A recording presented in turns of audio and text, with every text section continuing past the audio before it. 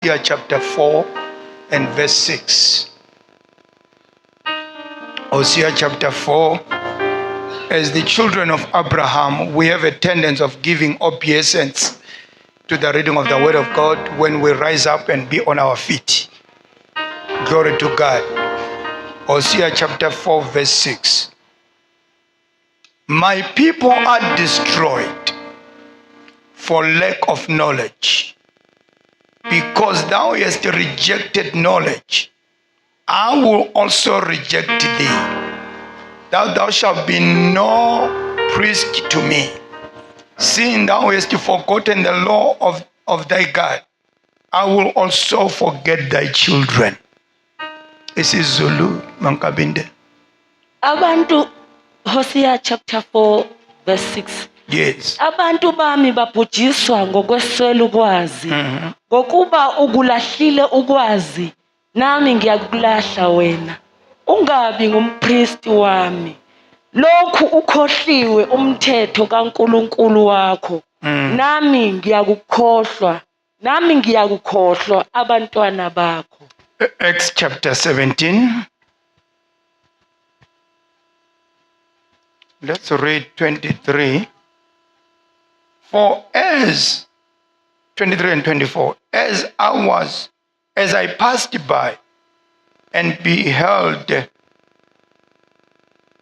devotions, I found an altar with this inscription: to the unknown God, whom therefore you ignorantly worship, him declare I unto you. Funda. Verse 23, Izenzo, chapter 17.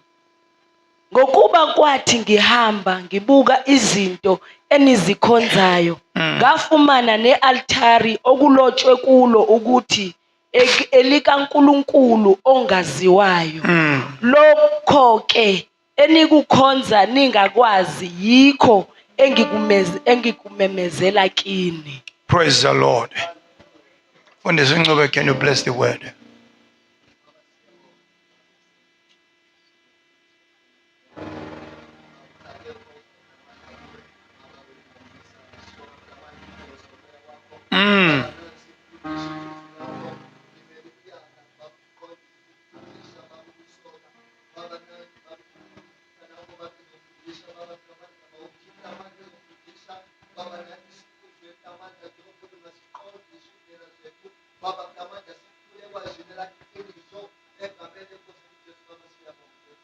You can take your seat. Praise the Lord.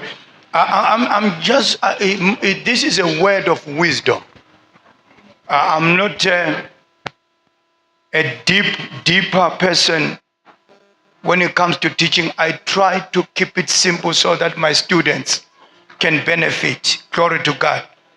Kusizani babumkwa ukuthi sibize umuntu ovela kumazi. Sitazosifundisa into zokumazi asize sizwe lutho. So let me be so grounded so that everybody gains something. Glory to God. In message yami, the dangers of ignorance. The dangers of ignorance. Ignorance is dangerous on its own. Ukungazi, amandebela athi ukungazi kufana nani? So umuntu ongaziyo is a walking corpse. Awazi. Awazi ukuhlukanisa nento ebulalayo nento ephilisayo. Isimanga yini? You are ignorant. Glory to God. Prophet Hosea says, God speaks through the prophet. He says, my people are showing good lack of education. Asambeni ma Pentecost. Are showing good lack of science, lack of money, lack of anything. My people are destroyed just by mere simple thing: ignorance, lack of knowledge. Amanya Bible at the lack of counsel. What is counsel? It's knowledge that is beneficial. Hallelujah. Hallelujah. It happened in the course of the week. Sifike sema kwenye indawo. So it was a parking lot. So it happened ukuthi on a mirror of the car that was next to us, kufike kwahlala inyoni. Zifike zingu-2. Enye yahlala ku-bonnet, enye yazohlala ku-side ye-driver side. So by virtue ukuthi ihleli la iyazibona ku-mirror. And it spent almost an hour trying to reach a bed eku-mirror. I think igcine ilimele umlomo. It's touching the mirror because it thinks ukuthi kanti inyoni le ngale maye ngiphakama naye iyaphakama. Ngiyaphakama naye iyaphakama. So it thinks kunenyoni eyinye ngale. Little did it know. Come on. Iyazibuza ukuthi ngaphakama nalona naye waphakama. Imagine ngabe bekune postole elinye khona lapha. Imagine bekunenyanga thizeni khona lapha. Imagine bekunomuntu obhulayo. Inyoni liyaninguwe. Come on. Uyabuyela endlini usudende namhlanje kunenyoni ebingilandela. Bengithi ngathi nayo ithi. Bengithi ngajamba naye ajamba. Ngimonile umdala omfishane engilandela. Akuna mdala omfishane obekulandela. Ubuzibona kumira. I problem you don't understand is signs of imagery. So what is the problem there? Ignorance. That bird spent an hour trying to catch the illusional bird. Akuna nyone khona ngale mirror. Iyazibona yona. Kodwa I understand ukuthi akusi enye inyoni. Nina niyathanda ukuyakuzwa.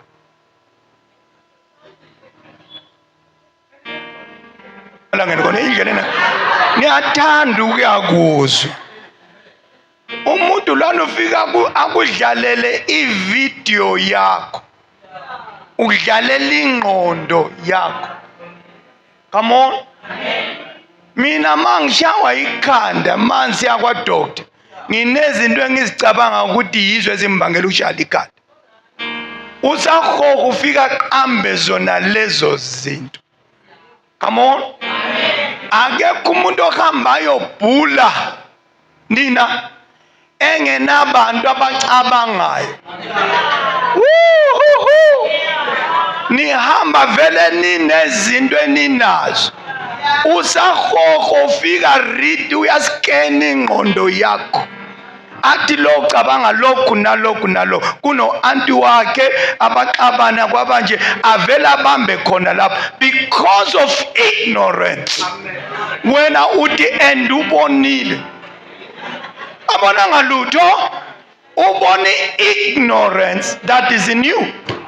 Hallelujah. My people perish because of lack of knowledge and understanding. Dangers of ignorance. Paul visits a certain village in his ministry. He finds a temple.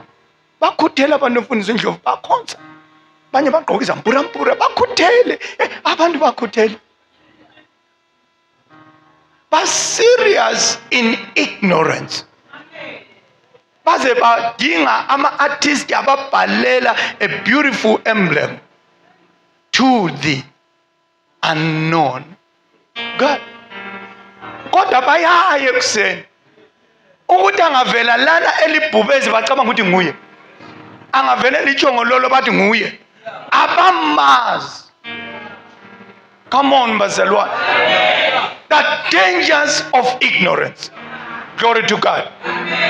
Udingindo awuyazi. Singakubuza ukuthi udingani uthi iyadinga nje. Udinga ayinako ukudingayo. Ya ngicabanga ukuthi yikho. Why you don't know even the image of what you are looking for. Glory to God. Hallelujah. The dangers of ignorance. uthi ngibonile phakathi kwenu kunetemple elibhaliwe to the unknown God. Kodwa every morning bantu abami bavukela khona. Bavukela khona. Nami ngangaba uNkulunkulu mangangavela phambi kwabo. Because abamazi. Glory to God. Sometime back when I was young, before I came to the Lord, my elder sister, kwathiwa usengenwe ngabadala. Usengenwe ngabadala. You know, he's my elder sister. Sesithi yalala ntambama. Nami yana badala sebefikile. Befikile. Yeah, whether you don't know. Sebefikile. Usisi wami wasukuma. Wathatha isihlalo nina ndikhuluma emadrobheni. Emakhaya kunesihlalo sihlalo ngibaba kuphela. Wathatha isihlalo sika baba wahlala kuso. Usisi wami waqochama. Wakhomba ubaba wambiza ngegama lakhe. Wena khona ukuthi awulaleli wena. Usisi usekhomba ubaba. Usembiza ngowena. Ngaleso sikhathi sebebhizi osazi abangazi lutho. Hayi ufanele ulalele. Umdala uzama ukuvukula ukuthi no ungavukula uzoxabana nabadala ngathi ignorance. Wakhuluma usisi wami wakhuluma izinto sahamba nenkukhu entabeni. Sahamba nenandosi entabeni. Sayayishiya entabeni. Kodwa sikhulume konke. Enesenza ngani nibangala mina nani vela khona. Sakhuluma konke. Enkukhwini kunandosi. Sibo. Sathi unandosi esigangeni. Sikhulume konke sathi nandosi sala khona la. Sabuyele emakhaya. Sahamba sicula sithi into zethu zilungile. Zabheda more. Dangers of ignorance. Glory to God. Asambe Mabusi. Acts chapter 17 again. Verse 11. Verse 11. Maybe 10 and 11 here. uPaul ushumayeza eBeria. Kepha abazalwane bamukisa oPaul noSila masinyane ebusuku ukuba baye eBeria. Bona sebefikile khona bangena esinagogeni labaJuda. Labo ke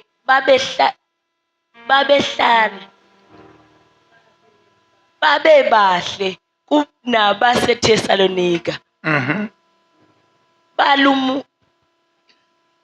In that they received the word with all readiness of mind and searched the scriptures daily whether those things were so. Behlolisisa imibhalo imihla ngemihla ukuba zinjalo yini lezi zinto. Glory to God. I would like us to adopt the Berean mindset. Because you cannot buy a Panado for ignorance. The only remedy to ignorance is to dig deep. Ungabi ngumalandela blindly. Nginokuzwa mfundisi wami abazalwane besenzela phansi mabexoxa nabantu.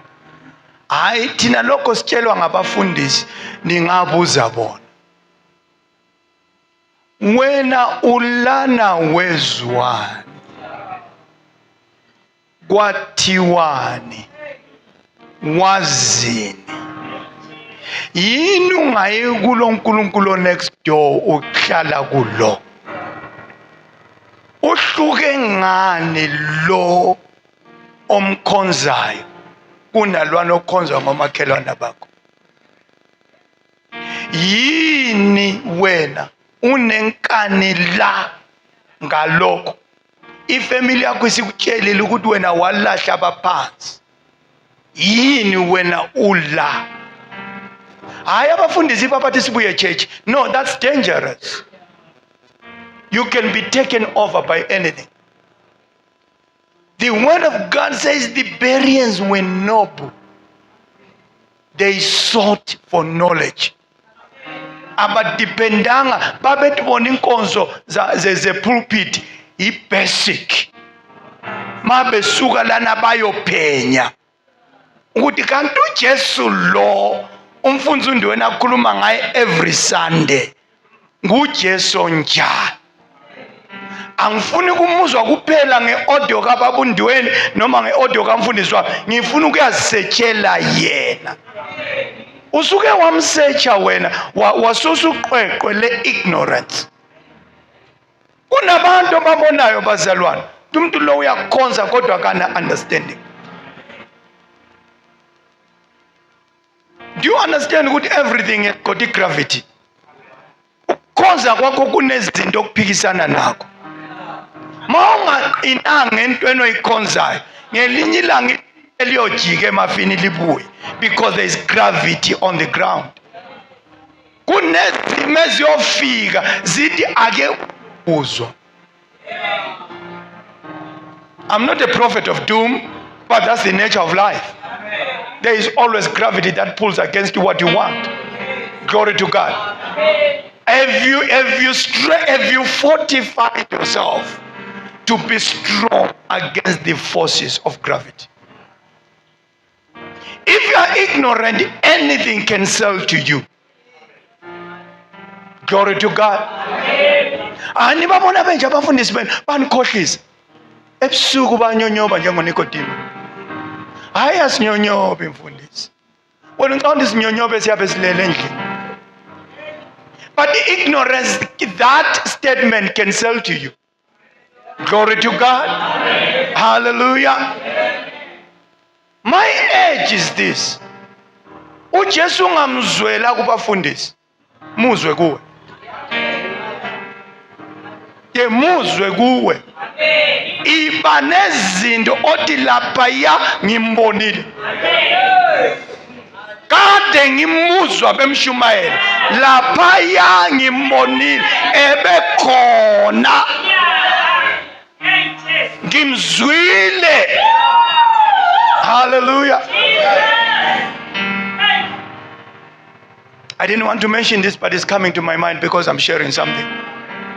On Tuesday, we started a day on a very good note and a very positive note. Singena komunye umuzi siyasebenza. As we left, customer lethu liyafona. Uthi, do you want me ukuthi nginihlekise?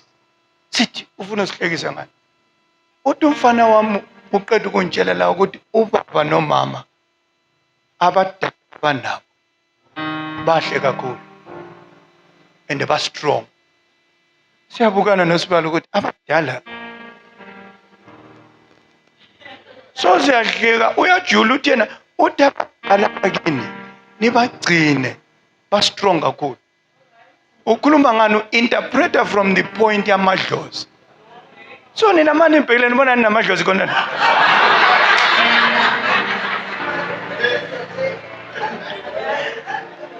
Kodwa umfana ubone abadala aba strong. So mase mfika ngixoxela umafundisi ngithi no, ukubona from the point where he comes from. Ubona umoya kaNkulunkulu okithi. Ngoba uschooled emadlozini yena ubona amadlozi. Come on. Ngabe sahlangana nenceko kaNkulunkulu yayizothi hambanini bantu abami niqine ekukholweni. Ongakini umkhulu kunosezweni. Hallelujah. So it difference ukuthi lo ugqoka ama specs amadlozi. Umfundisi uNdlovu wayezothi kithi hambani babundiweni uNkulunkulu ngakini, ugqoka ama specs kaNkulunkulu. Babona into efanayo kodwa bayi-interpreta differently. Izwani phela isiphetho sendaba. Sihambe nabantu abadala lapha esesitshelwe ngabo ukuthi bakithi kanti kunoSathane osilindile samo. Sahlaselwa ngabantu. Siqeda ukutshela ngabantu singabacelanga. sebesitshelile ukuthi nina abadala abastrong. Glory to God. Sahlaselwa ngabantu. Ibhareli yesibhamu babundlovu ibila ekhanda lami.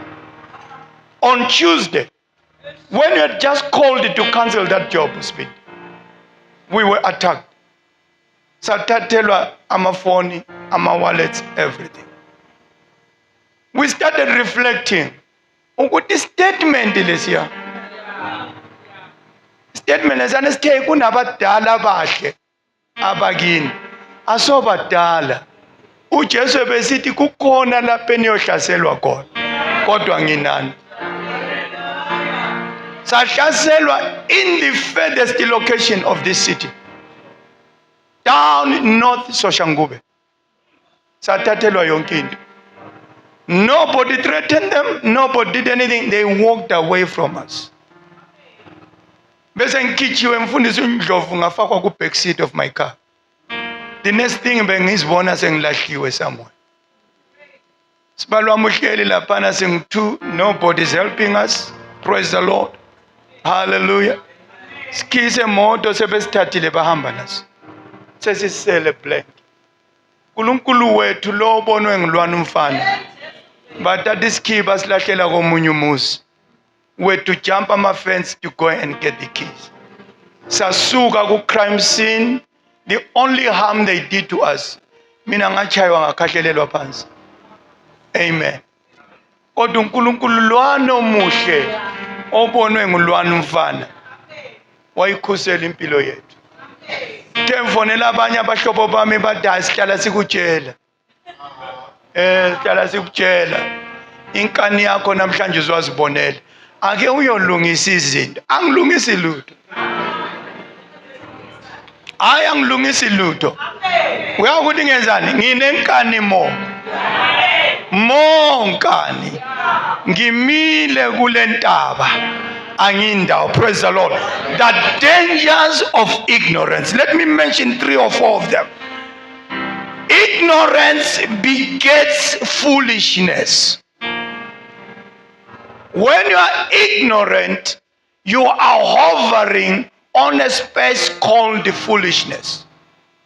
You can be fooled by anything because you are ignorant. Glory to God. uPaul uyashumayela abantu abami kwenye indawo siluma hlangana namadoda ayishumayela kuze kube manzi amakhola. Uyababuza ukuthi selokhu nishumayela kangaka namamukela. Nisekhona? Amen. Namamukela ubani umoya ongcwele. Babeyithanda lento kodwa bayithanda with half truth. You better know Jesus not with half cooked truth. Mazi ungamazeli lana. Mazi have a personal experience. Ngiyamazi umhlengi wami mfazindini uyaphila, my redeemer. Noma umzimba wami ubola ngamathumba kodwa nginomhlengi. Hallelujah. Ignorance begets foolishness. What else does ignorance beget? Ignorance begets death. Abantu abaningi ababulawanga ikuswela imithi, babulewe ikuswela ulwazi. Ababulawanga ikuswela ama medical aid, babulewe ikuswela ukwazi. Glory to God. Hallelujah. Amen ngoJesu. Let me urge you. Ususpend isikhathi kakhulu enkosini. You are not digging deep. Dig deep. Kukhona okuzoyihlasela impilo yakho. If you are not solid, you can be taken over by anything. Dig deep. Kuhle sibahle.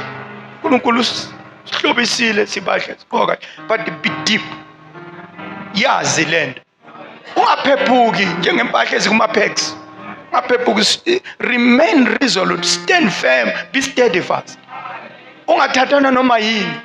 Remain firm. What can only make you firm is when you dig deep. I went to another place, ngama correct ngathi vocabulary needs to change. You are using a very wrong vocabulary.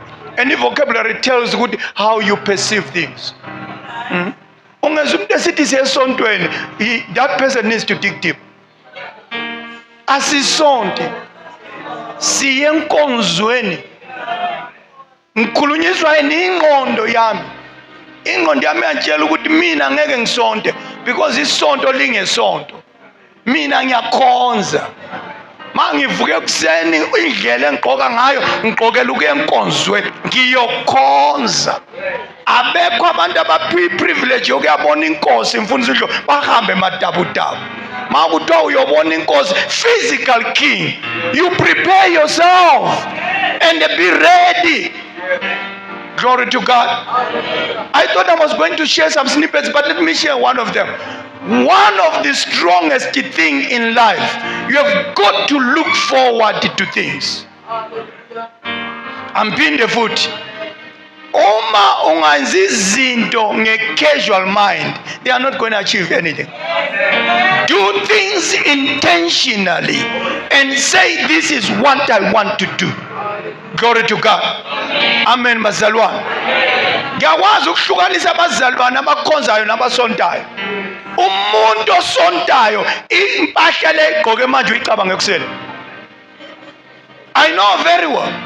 Umuntu okhonzayo impahla igqoke manje uyicabanga before last night.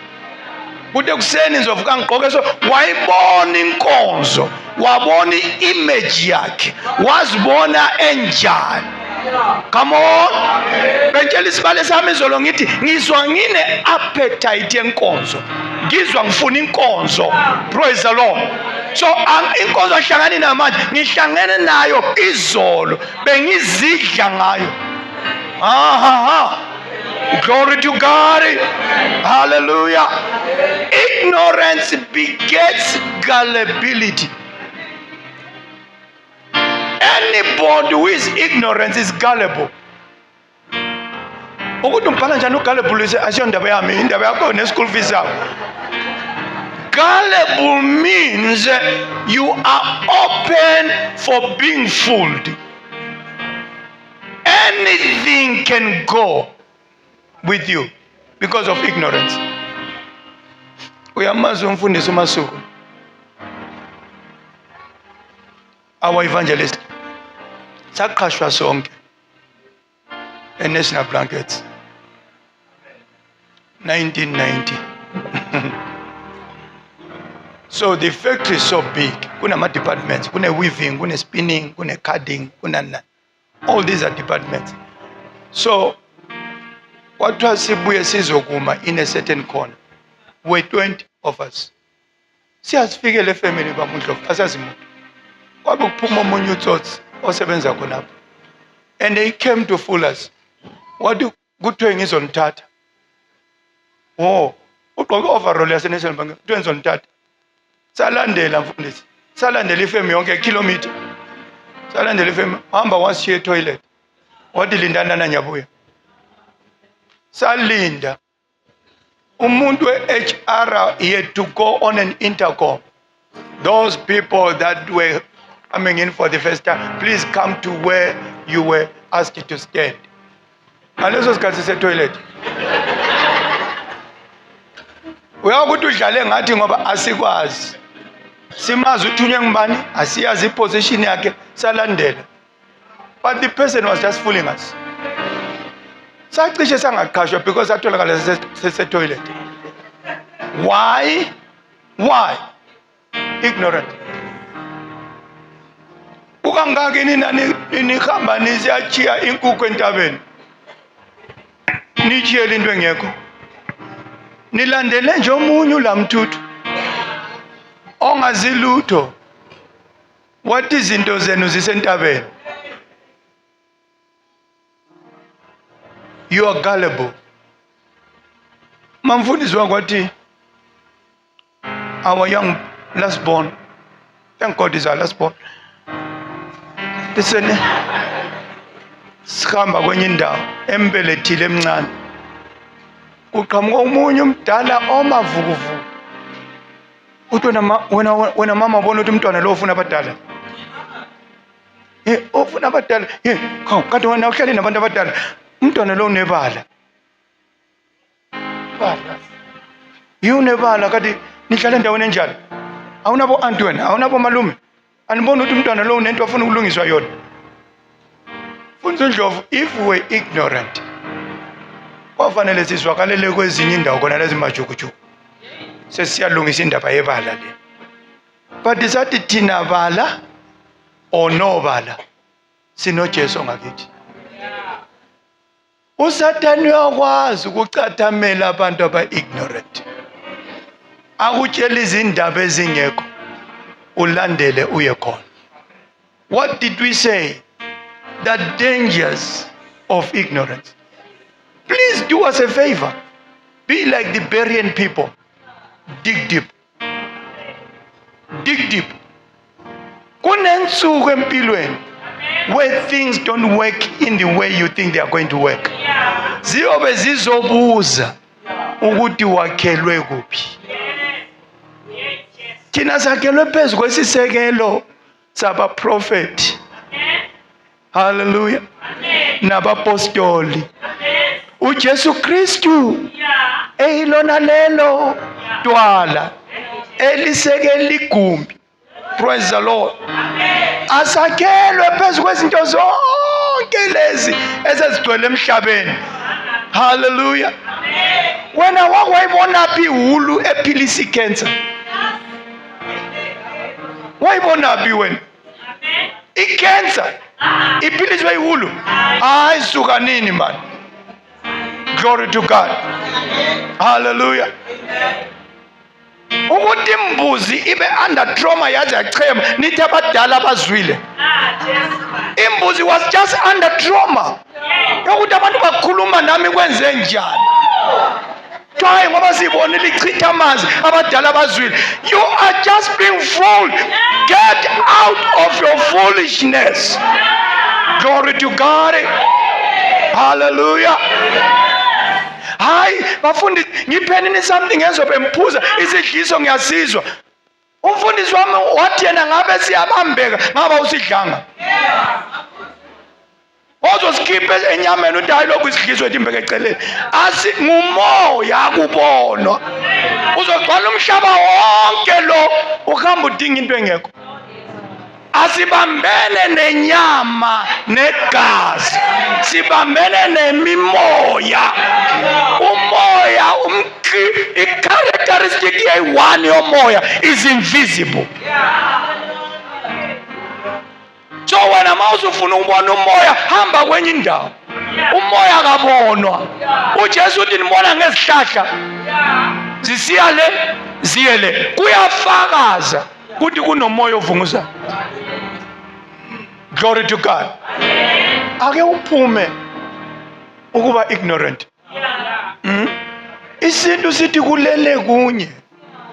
Ngabe kubili. Phuma wena. Yekela ubuphukupuku man.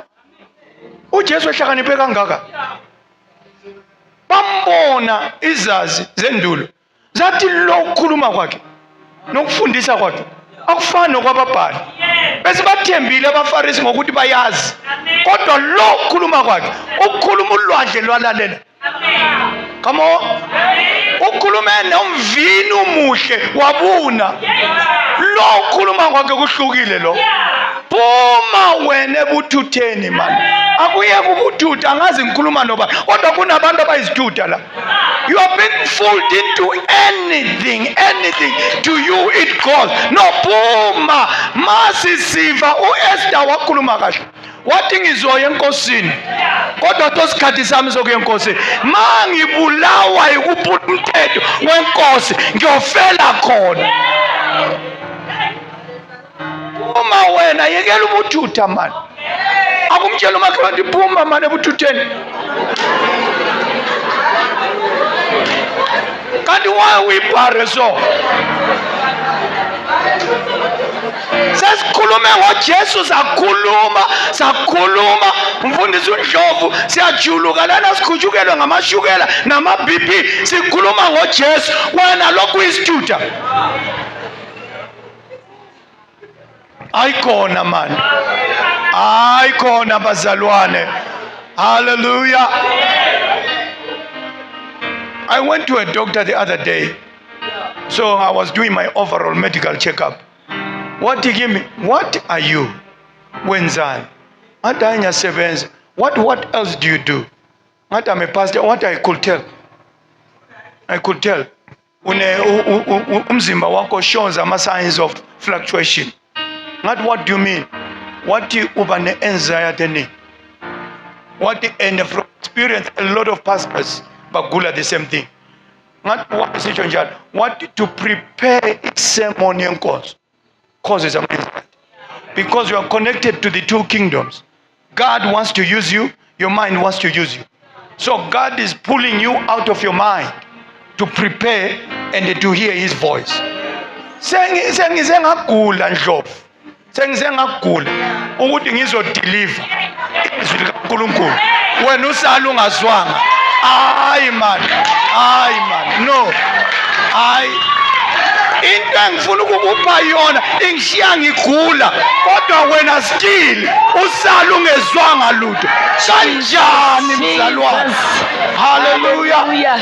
Amen ngoJesu wethu. Jesus.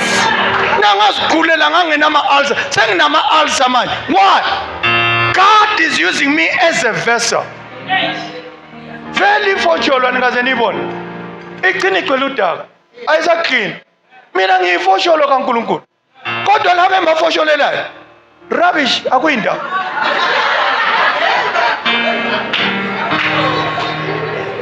Fosholo izingcolile ziyahlebuka nesibambo. Nobody gets anywhere. But I have a call to you. Maximize what we are doing here. Yes, Jesus. Ungasonti. Hallelujah. Mzalwa. Yes, Thandana noJesu. Methembe noma sekungana kuvumi. Methembe. Hallelujah, Jesus. Oh yes, Hallelujah. Jesus. Uhlale kuye. Hallelujah. Yekela ukutatazela. Glory to God. uJesu wahlangana nezelamane ezingu-2. Esinye sasitatazela. Esinye sathi uJesu kabonwa. Esefikile la ake ngiyekela ukutatazela. So sala sitatazele sehambile. Akafika emzini yabantu.